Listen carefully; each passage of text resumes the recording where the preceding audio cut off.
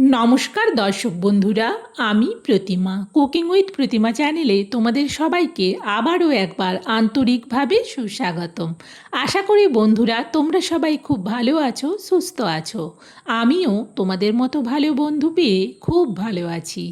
আজকের রেসিপিটা শুরু করার আগে যে সমস্ত বন্ধুরা আজকে প্রথম আমার রেসিপি দেখছো, তোমরা আমার আরও রেসিপি দেখতে চাইলে অবশ্যই আমার এই ছোট্ট পরিবারের সাথে যুক্ত হয়ে আমার বন্ধু হয়ে আমার পাশে থেকো।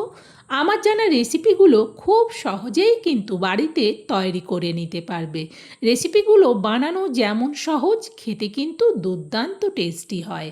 আজকে আমি যেই রেসিপিটা শেয়ার করব সেটাও কিন্তু সম্পূর্ণ নিরামিষ। দেখো, আমি এখানে 300 গ্রাম কুঁদরি নিচ্ছি।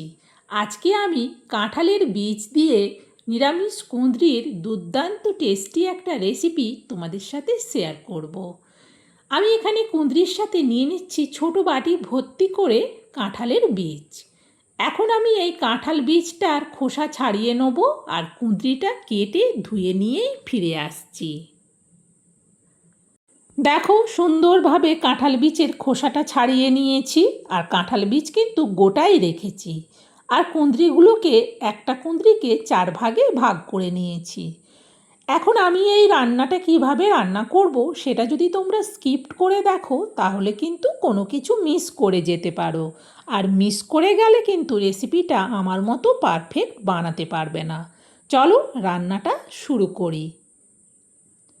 সবে প্রথম গ্যাস জেলে কড়া বসিয়ে দিয়ে কড়াতে দিয়ে দিচ্ছি সরিষার তেল। এবার খুন্তি দিয়ে তেলটাকে কড়ার উপর পর্যন্ত চাড়িয়ে নেব। ততক্ষণে কড়া তেল দুটোই কিন্তু ভালো করে গরম হয়ে গেছে। এখন তেলের মধ্যে দিয়ে দিচ্ছি আমি অল্প কালো জিরে আর দিচ্ছি অল্প গোটা জিরে। 1 মিনিট আগে এই দুটো জিরেকে ভালো করে ভেজে নেব। জিরে থেকে যখন সুন্দর সেন্ট বেরোবে তখন এতে দিয়ে দেবো কাঁঠালের বীজগুলো। সব বীজগুলো একেবারে দেওয়ার পর এবার খুন্তি দিয়ে ভালো করে কাঁঠালের বীজগুলোকে নাড়াতে থাকবো। অনেকেই আছে কাঁঠালের বীজ ফেলে দেয়, তবে অনেকেই আছে বিভিন্ন রকম রেসিপি বানিয়ে খেতে পারে। যারা কখনো এইভাবে কুঁদরি দিয়ে রান্না করে দেখোনি তারা একবার দেখো, সত্যিই বলছি ভীষণ ভালো লাগে খেতে। দেখো, কাঁঠালের বীজগুলো কিন্তু আগের থেকে সুন্দরভাবে ভাজা ভাজা হয়ে গেছে। এখন এতে দিয়ে দেবো কুঁদরিগুলো। সব কুঁদরিগুলো একেবারেই দিয়ে দিলাম।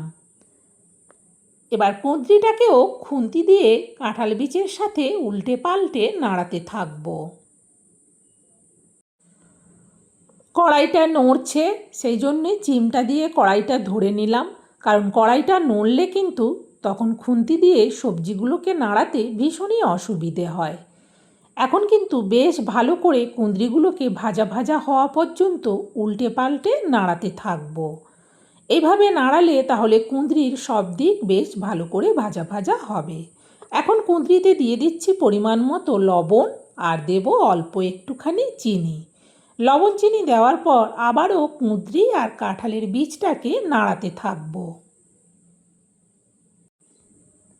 এখন এতে দিয়ে দেবো পরিমাণ মতো হলুদ আর দিচ্ছি পরিমাণ মতো লঙ্কার গুঁড়ো।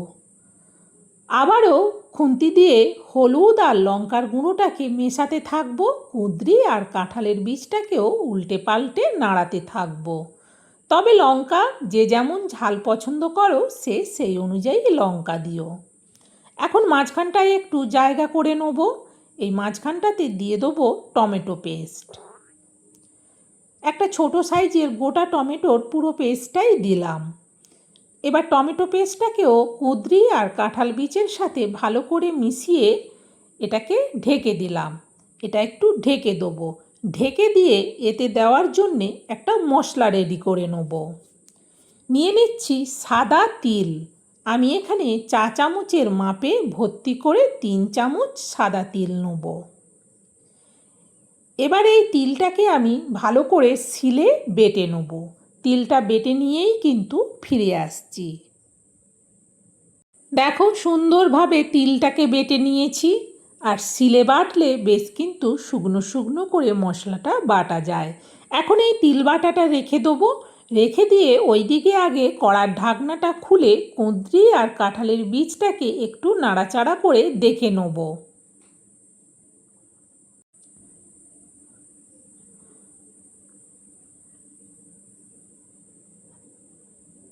ভালো করে কুঁদরি আর কাঁঠালের বীজটাকে নাড়াচাড়া করে দেখে নেওয়ার পর দিয়ে দিচ্ছি এবার তিল বাটা। পুরো তিল বাটাটা বাটি পরিষ্কার করে হাত দিয়ে মুছে একেবারে দেওয়ার পর ভালো করে এবার কুঁদরি আর কাঁঠাল বীজের সাথে মেশাতে থাকবো। এতে করে কিন্তু তিল বাটাটাও বেশ ভালো করে ভাজা হয়ে যাবে। বেশ সুন্দরভাবে কিন্তু মশলা থেকে সুন্দর গন্ধ বেরোচ্ছে। তিল বাটাটা যে দিয়েছিলাম, তিল বাটাটা বেশ ভালো করে ভাজা হয়ে গেছে। এখন এতে দিয়ে দেবো পরিমাণ মতো জল। যেহেতু কাঁঠালের বীজটা সেদ্ধ হবে, সেই মতো দেখে একটু জল দিতে হবে। জল দেওয়ার পর নাড়িয়ে দেখে নিলাম। যেহেতু রেসিপিটাতে কোনো ঝোল রাখবো না, সেই জন্যে এই জলটাই রাখলাম। এই জলটাতেই আস্তে আস্তে করে কাঁঠালের বীজটা সেদ্ধ হয়ে যাবে। সবের প্রথম এটা ঢেকে দেবো। ঢেকে দিয়ে গ্যাসটাকে বাড়িয়ে রাখলাম, তাহলে তাড়াতাড়ি ঝোলটা ফুটে যাবে। ঝোলটা ফুটে যাওয়ার আওয়াজ হচ্ছিল। কড়ার ঢাকনাটা সরিয়ে দেখো খুন্তি দিয়ে একটু নাড়িয়ে দেখে নিচ্ছি। কাঁঠালের বীজ কিন্তু সেদ্ধ হতে এখনও দেরি আছে। এইভাবে দেখে নেওয়ার পর এটা আমি আবারও ঢেকে দেবো। এবার কিন্তু গ্যাসটাকে একেবারেই লোতে রাখবো।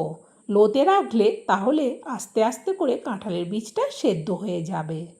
প্রায় মিনিট চারেকের মতো বাদে আমি কড়ার ঢাকনাটা সরাচ্ছি।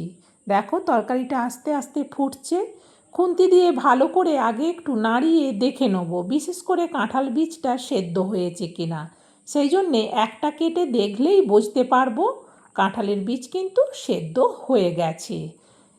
আর এটা অন্য কোনো কিছু করতে হবে না, পুরো রেসিপিটা কিন্তু হয়ে গেছে। এবার এটা নাবিয়ে নেব। এটা কিন্তু ভাত, রুটি, পরোটা সবের সাথে দারুণ লাগবে খেতে। চলো তরকারিটা নাবিয়ে একটা বড় স্টিলের জায়গার মধ্যে তরকারিটা আমি ঢেলে নিচ্ছি। সত্যি বলছি বন্ধুরা, এইভাবে নিরামিষ কুঁদরি আর কাঁঠালের বীজ দিয়ে তিল বাটা দিয়ে রান্নাটা করে দেখো, স্বাদ মুখে লেগে থাকবে। আর এটা দিয়ে কিন্তু ভাত, রুটি, পরোটা, লুচি, মুড়ি সবের সাথে দারুণ লাগবে খেতে। আমার এই রান্নাটা তোমাদের কেমন লাগলো সেটা কমেন্টে জানিও। ভালো লাগলে অবশ্যই একটা লাইক দিয়ে রেসিপি শেয়ার করার উৎসাহ বাড়িয়ে দিও। আর তোমরাও এটা শেয়ার করে দিও। যারা এইভাবে কখনো কুঁদরির রান্না করে খায়নি, তারা যেন অবশ্যই একবার বানিয়ে খায়।